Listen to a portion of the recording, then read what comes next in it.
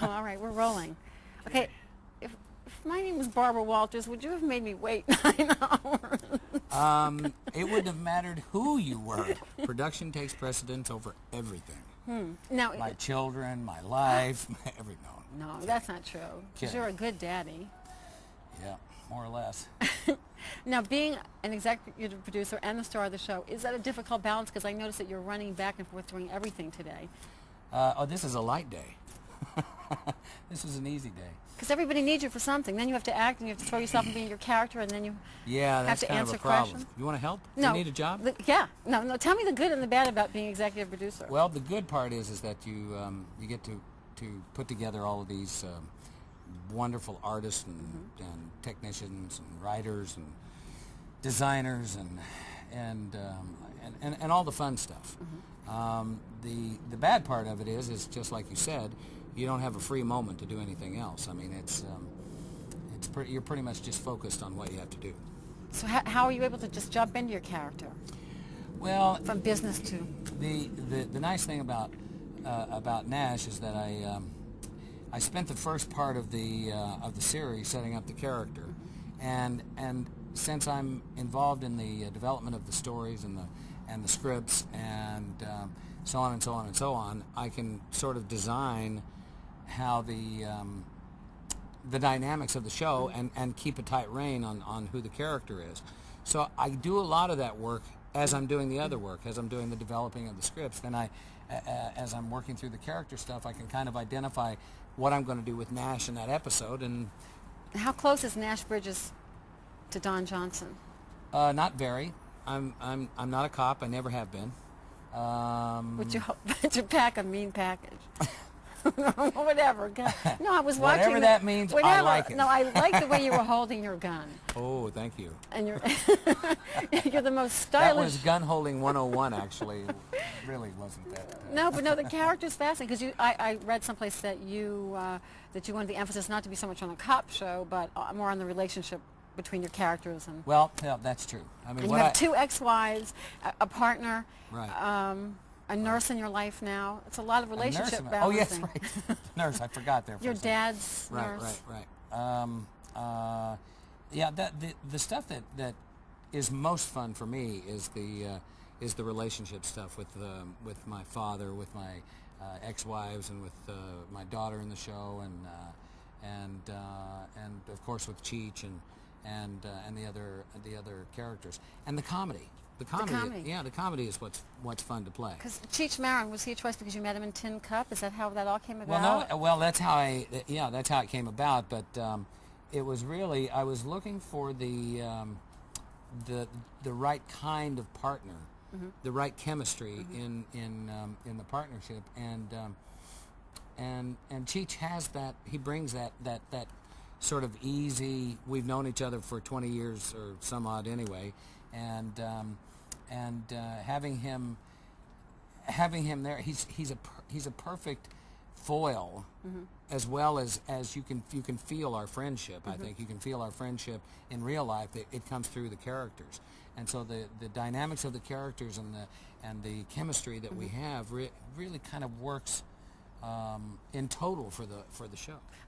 You're totally involved with the music, which I heard you use local musicians from San Francisco. The concept is that I wanted to use a lot of young bands, a lot of new bands that were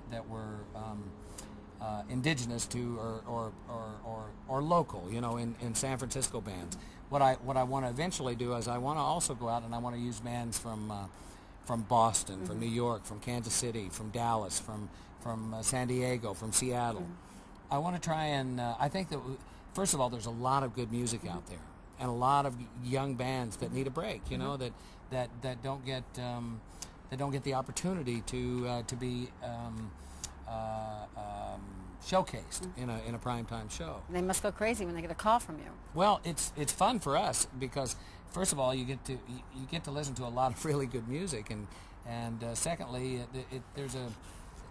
you get a great joy out of seeing people get a break, get a little. The bump. look of the show. I'm looking at you, just like in Miami Vice. You set trends, and now this is how explain the look, fashion, because television is setting fashion trends, obviously. Well, we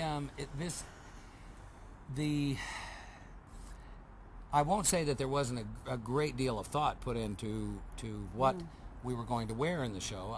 I will say that the thought process is character-based and locale-based. In Miami, it was about staying as cool as possible because Miami is hotter than hell.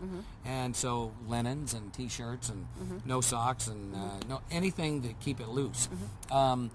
San Francisco tends to be a little chillier, as you might have noticed. Yeah. Yeah. We tried to get her to wear the negligee. She wouldn't do it. I would have if you would have come out sooner, believe me. Oh, in the sunlight she would have done it. But I based it in the characters and in what would be practical to wear in San Francisco. And so you find that a lot of San Franciscans, they layer up. They start wearing layers of clothes. And so so I took that concept and kind of fit it to my own style and stuff like that. But more so, I looked at the color of San Francisco, and it's very monochromatic.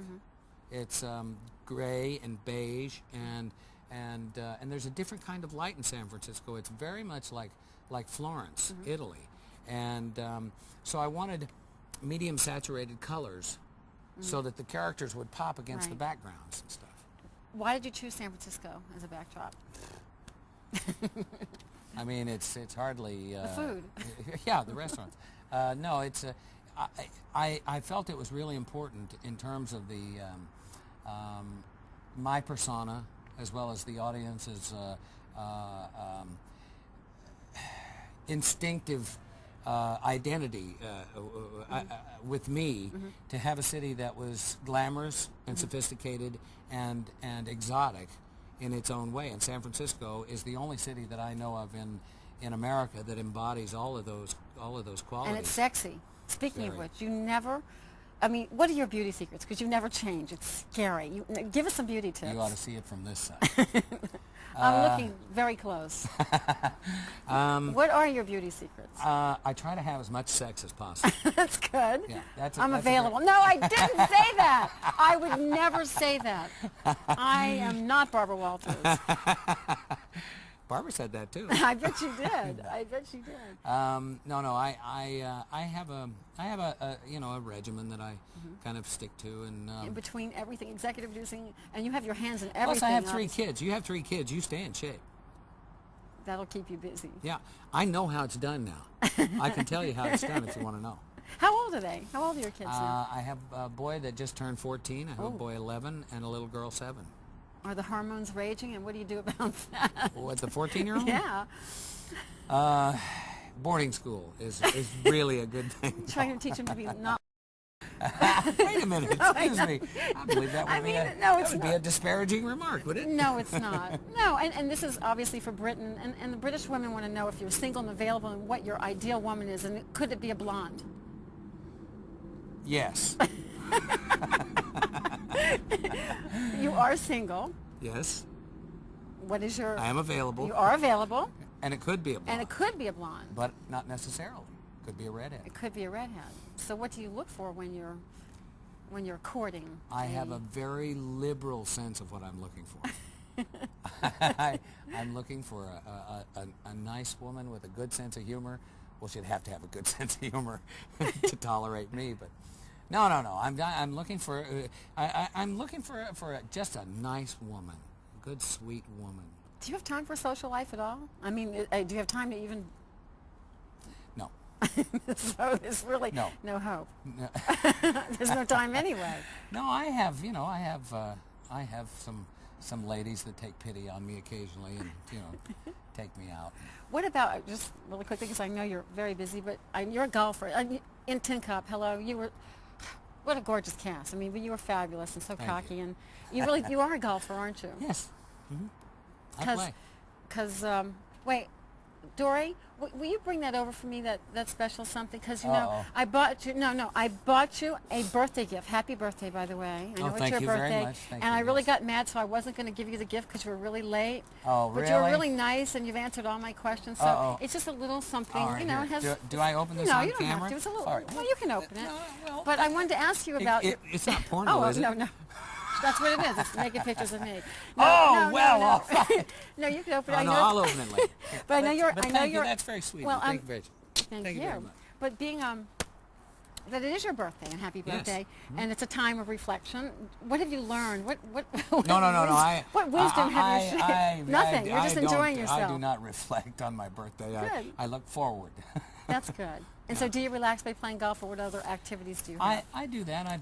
When I have time. I don't have a lot of time right now for golf, so it's a bit of an annoyance, but that'll come back. That'll come around. What do you want your viewers to go away with, thinking it weekly after they've turned off Nash Bridges? What do you want them to? I think that if I'm right about this, what I think that the folks here in America are keying on with Nash Bridges is that it's not just your regular everyday run-of-the-mill cop show. It has what we do. I think better than anybody is that we go from intense action and very very intense moments and we slip in and out of the comedy, and it's effortless, and I think that that's what people are going to be very surprised about, is that this isn't just your normal cop show. It's got humor, it's got heart, it's got relationships, it's about the people. It's not about the bad guy of the week. It's got Don Johnson. Oh. What about? I may just keep you here. You're good for me. I'm a comic. You're feeling that comedic thing.